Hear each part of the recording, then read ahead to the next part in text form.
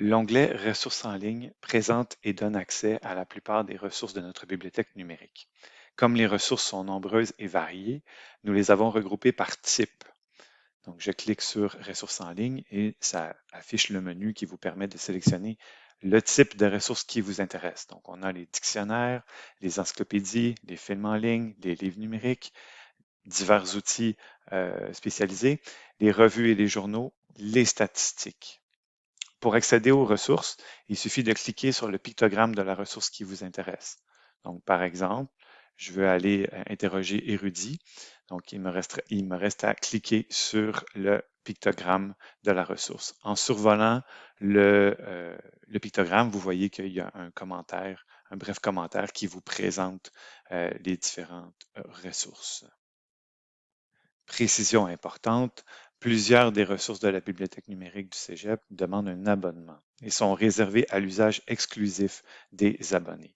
En tant qu'étudiante ou étudiant, en tant que membre du personnel, vous avez accès gratuitement à ces ressources, évidemment. Pour débloquer l'accès aux ressources, il suffit d'être connecté au réseau du Cégep. Présentement, je suis sur un ordinateur connecté au réseau.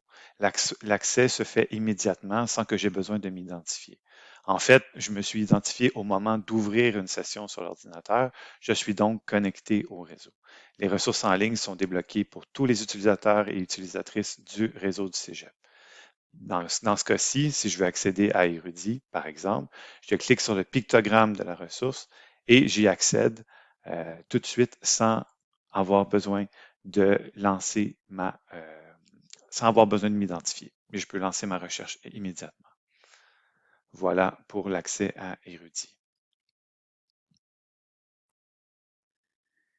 Comment faire maintenant pour se connecter si je ne suis pas au Cégep physiquement ou si j'utilise mon ordinateur personnel, par exemple? Donc, je vais procéder en fait exactement de la même façon. Donc, je vais accéder au site de la bibliothèque, donc revue bibliothèque à biblio.cgpsl.qc.ca. Je vais cliquer sur ressources en ligne, je vais sélectionner la ressource qui m'intéresse. Et comme je ne suis pas connecté au réseau, au moment de cliquer sur le pictogramme, cette fois-là, une page de connexion va apparaître et je vais pouvoir m'identifier à ce moment-là. Donc, cette fois-ci, je clique sur Érudit et j'ai une page ici de connexion Microsoft pour m'identifier.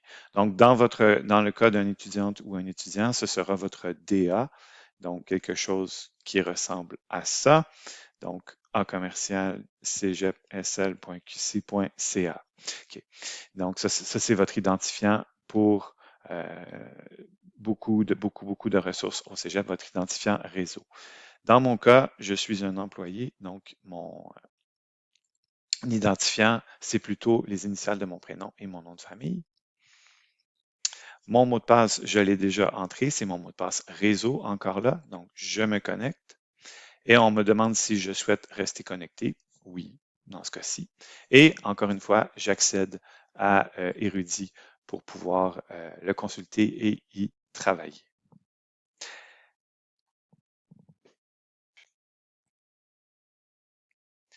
Est-ce que l'onglet Ressources en ligne sur le site de la bibliothèque est le seul moyen de débloquer l'accès aux ressources? Bien sûr que non. En fait, tous les liens qui se trouvent sur le site de la bibliothèque permettent d'activer l'accès à distance, donc d'activer, de voir apparaître la page de connexion. Donc, dans ce cas-ci, j'ai ouvert le catalogue de la bibliothèque et je suis tombé sur un livre numérique qui m'intéresse. Donc, TDAH pour en finir avec le dopage des enfants.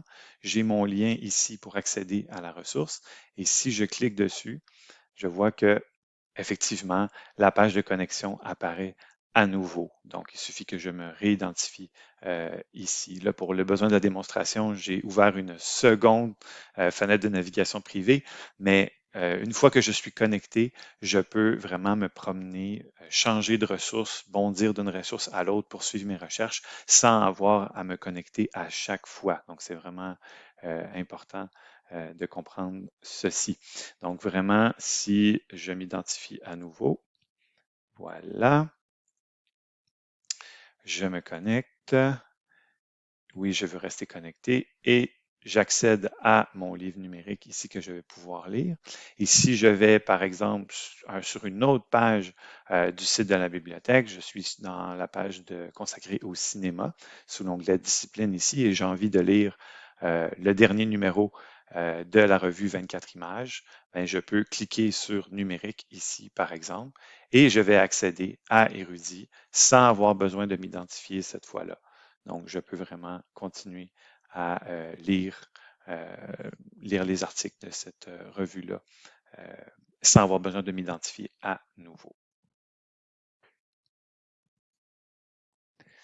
Bref, il suffit, pour accéder aux ressources en ligne de la bibliothèque numérique, il suffit d'abord d'accéder au site de la bibliothèque lorsque vous voulez commencer un travail ou une recherche. Et la simplicité du système fait en sorte que vous n'avez pas besoin de connaître quelles sont les ressources qui sont sous abonnement. Vous avez vu qu'on voit apparaître la page de connexion au moment d'accéder à l'une de ces ressources-là, une des ressources qui est sous abonnement. C'est aussi simple que ça. Il n'y a rien à télécharger, il n'y a rien à installer. Il faut juste se rappeler de votre mot de passe réseau. Et une fois que vous êtes connecté, vous pouvez bien sûr passer d'une ressource à l'autre sans avoir à vous besoin de vous identifier à nouveau. Bonus, sur le site de la bibliothèque, on a ajouté aussi des aides-mémoires que vous pouvez télécharger.